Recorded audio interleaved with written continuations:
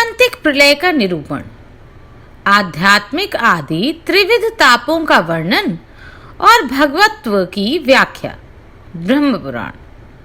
व्यास जी कहते हैं, ब्राह्मणों, आध्यात्मिक आदि तीनों तपों को जानकर ज्ञान और वैराग्य उत्पन्न होने पर विद्वान आत्यांतिक लय को प्राप्त होते हैं।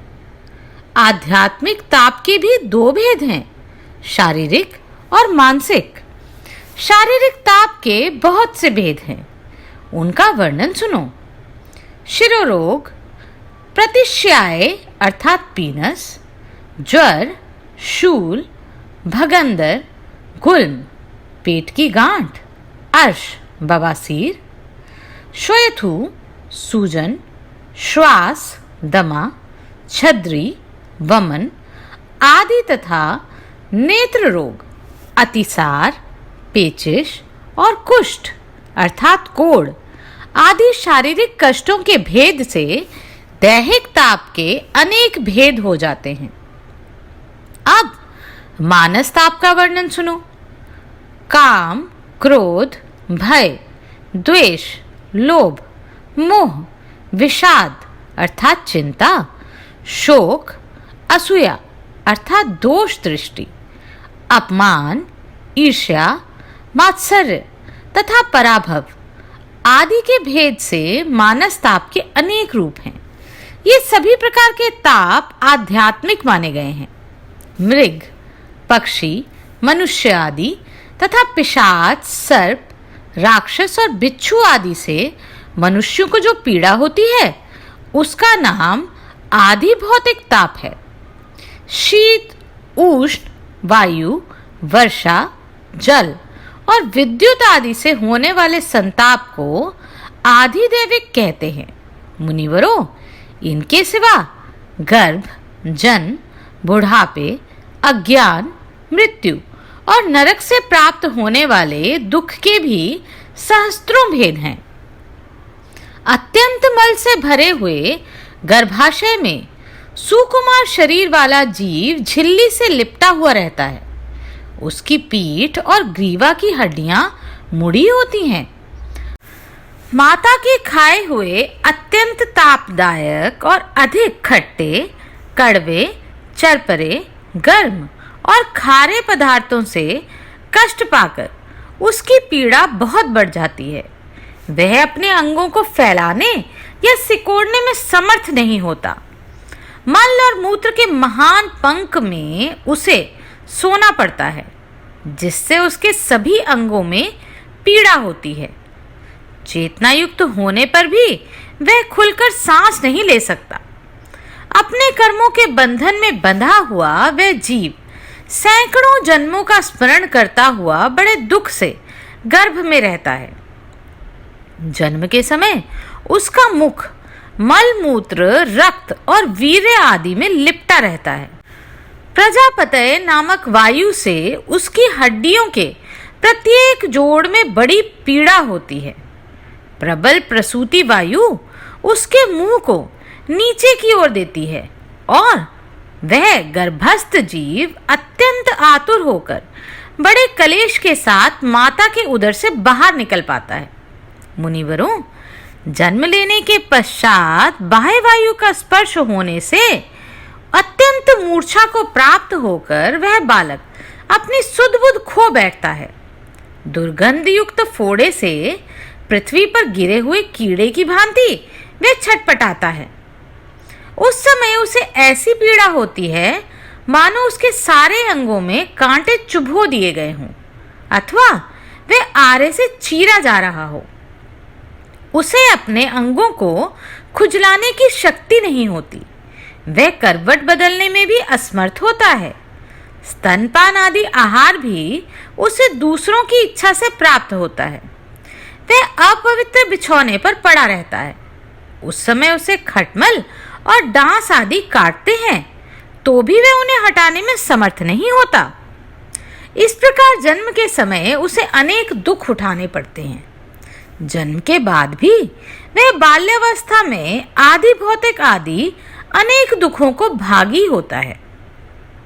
अज्ञान अंधकार से आच्छादित मूढ़ अंतकरण वाला मनुष्य यह नहीं जानता मैं कहाँ से आया हूँ, कौन हूँ, कहाँ जाऊंगा, क्या मेरा स्वरूप है, मैं किस बंधन से बंधा हुआ हूँ, क्या इस बंधन का कुछ कारण भी है या यह आकारण ही प्राप्त हुआ है, मुझे क्या करना चाहिए और क्या नहीं करना चाहिए, मेरे लिए क्या कहना और क्या ना कहना उचित है, मेरे लिए क्या धर्म है और क्या अधर्म, किसके प्रति कैसा बर्ताव करना उचित है, क्या कर्तव्य है और क्या अकर्तव्य, तथा कौन सा कार्य गुणयुक्त है और कौन सा दोषयुक्त।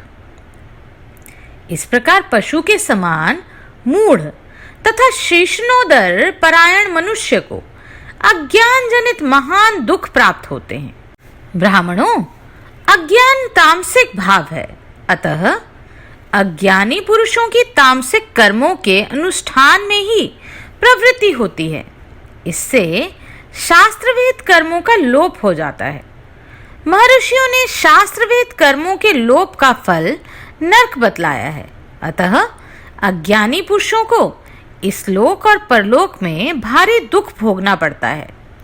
वृद्धावस्था से शरीर के जर्जर हो जाने पर पुरुष का प्रत्येक अंग शिथिल हो जाता है, उसके दांत कमजोर होकर गिर जाते हैं, शरीर में झुर्रियां पड़ जाती हैं और सब ओर नस नाड़ियां दिखाई देती हैं। नेत्रों की दूरस्थ वस्तुओं को देखने की शक्ति नष्ट हो जाती है। नेत्रों की पुतलियां गोलकों में समा जाती हैं। नासिका के छिद्रों में बहुत से रोए जमकर बाहर निकल जाते हैं। शरीर कांपने लगता है, सब हड्डियां दिखाई देने लगती हैं। मेरुदंड झुक जाता है। जठराग्नि मंद पड़ जाने के कारण उसका आहार कम हो जाता है, उससे कामकाज भी कम ही हो पाते हैं। घूमने फिरने, उठने बैठने और सोने आदि की चेष्टा भी बड़ी कठिनाई से होती है।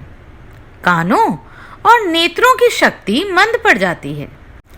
सदा लार बहते रहने से मुख मलिन हो जाता है। समस्त इंद्रियां काबू के बाहर हो जाती हैं। मनुष्य मृत्यु के निकट पहुंच जाता है। उसको उसी समय अनुभव किए हुए सभी पदार्थों की स्मृति नहीं रहती। एक बार भी कोई बात कहने में उसको बड़ा भारी परिश्रम होता है। वह दमे और खांसी आदि के कष्ट से रात भर जागता रहता है। वृद्ध पुरुष को दूसरा ही उठाता और दूसरा ही सुलाता है। उसे अपने सेवक, पुत्र और स्त्री के द्वारा भी अपमानित होना पड़ता है। उसका समस्त शौचाचार नष्ट हो जाता है। फिर भी आहार विहार के लिए वह लालायित रहता है। उसके परिजन भी उसकी हंसी उड़ाते हैं। सभी बंधु बांधव उसकी ओर से विरक्त रहते हैं। अपनी युवावस्था की चेष्टाओं को वह इस प्रकार स्मरण करता है मानो वह दूसरे जन्म में अनुभव की हुई बातें हों। उनके स्मरण से अत्यंत संतप्त होकर वह लंबी सांसें लेता है। इस प्रकार वृद्धावस्था में अनेक दुखों को भोगकर वह मृत्यु के समय जिन कलेशों का अनुभव करता है उनका वर्णन सुनो। मृत्यु काल में मनुष्य का कंठ और हाथ पैर शिथिल हो जाते हैं। उसका शरीर कांपता रहता है। उसे बार बार मूर्छा होती है और कभी थोड़ी सी चेतना भी आ जाती है। उस समय वह अपने सुवर्ण, धान्य, पुत्र, पत्नी, सेवक और गृह आदि के लिए ममता से अत्यंत व्याकुल होकर सोचता है, हाय, मेरे बिना इनकी कैसी दशा होगी। मर्म विदीर्ण करने वाले महान रोग भयंकर आरे तथा यमराज के घोर बाणों की भांति उसके अस्थि बंधनों को काट डालते हैं। उसकी आंखों की पुतलियां घूमने लगती हैं। वह बार बार हाथ पैर पटकता है। उसके तालू, ओंठ और कंठ सूखने लगते हैं। गला घुरघुराता है। उदान वायु से पीड़ित होकर कंठ रुंध जाता है। उस अवस्था में मनुष्य महान ताप, भूख और प्यास से व्यथित हो यमदूतों द्वारा दी हुई पीड़ा सहकर बड़े कष्ट से प्राण त्याग करता है। फिर कलेश से ही उसे यातना देह की प्राप्ति होती है। ये तथा और भी बहुत से भयंकर दुख मृत्यु के समय मनुष्य को भोगने पड़ते हैं। विप्रवरों, नरक में गए हुए जीवों की जो पाप जनित दुख भोगने पड़ते हैं उनकी कोई गणना नहीं है। केवल नरक में ही दुख की परंपरा हो ऐसी बात नहीं है। स्वर्ग में भी जिसके पुण्य का भोग क्षीण हो जाता है और जो पाप के फल भोग से भयभीत है उसे शांति नहीं मिलती। जीव पुनः पुनः गर्भ में आता और जन्म लेता है। कभी वे गर्भ में ही नष्ट हो जाता है, कभी जन्म लेने के बाद मृत्यु को प्राप्त होता है।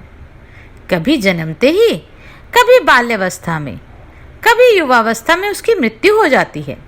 विप्रगण, मनुष्यों के लिए जो जो वस्तु अत्यंत प्रीतिकारक होती है वही वही उसके लिए दुख रूपी वृक्ष का बीज बन जाती है। स्त्री, पुत्र, मित्र आदि और गृह क्षेत्र और धन आदि से पुरुषों को उतना अधिक सुख नहीं मिलता जितना कि दुख उठाना पड़ता है। इस प्रकार सांसारिक दुख रूपी सूर्य के ताप से संतप्त चित्त वाले मानवों को मोक्ष रूपी वृक्ष की शीतल छाया के सिवा अन्यत्र कहाँ सुख है। अतः विद्वानों ने गर्भ, जन्म और बुढ़ापा आदि स्थानों में होने वाले आध्यात्मिक आदि त्रिविध दुख समूहों को दूर करने के लिए एकमात्र भगवत प्राप्ति को ही अमोघ औषधि बताया है। उससे बढ़कर आह्लादजनक और सुख स्वरूप दूसरी कोई औषधि नहीं है। अतः बुद्धिमान पुरुषों को भगवत प्राप्ति के लिए सदा ही यत्न करना चाहिए। द्विजवरों, भगवत प्राप्ति के दो साधन कहे गए हैं, ज्ञान और कर्म। ज्ञान भी दो प्रकार का है, शास्त्रजन्य और विवेकजन्य। शास्त्रजन्य ज्ञान शब्द ब्रह्म का और विवेकजन्य ज्ञान पर ब्रह्म का स्वरूप है। अज्ञान गाढ़ अंधकार के समान है। उसको नष्ट करने के लिए शास्त्र ज्ञान दीप के समान और विवेकजन्य ज्ञान साक्षात सूर्य के सदृश माना गया है। मुनिवरों, मुनि जी ने वेदार्थ का स्मरण करके जिसके विषय में जो विचार प्रकट किया है उसे बताता हूं, सुनो। ब्रह्म के दो स्वरूप जानने योग्य हैं, शब्द ब्रह्म और पर ब्रह्म। जो शब्द ब्रह्म में पारंगत हैं वह पर ब्रह्म को प्राप्त कर लेता है। अथर्ववेद की श्रुति कहती है कि परा और अपरा ये दो विद्याएं जानने योग्य हैं। परा विद्या से अक्षर ब्रह्म की प्राप्ति होती है और ऋग्वेद आदि शास्त्र ही अपरा विद्या है।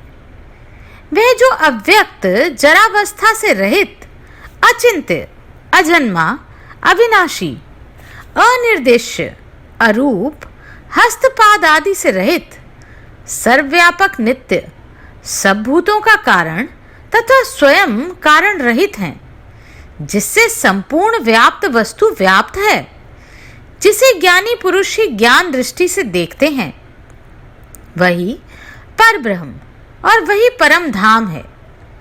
मोक्ष की अभिलाषा रखने वाले पुरुषों को उसी का चिंतन करना चाहिए।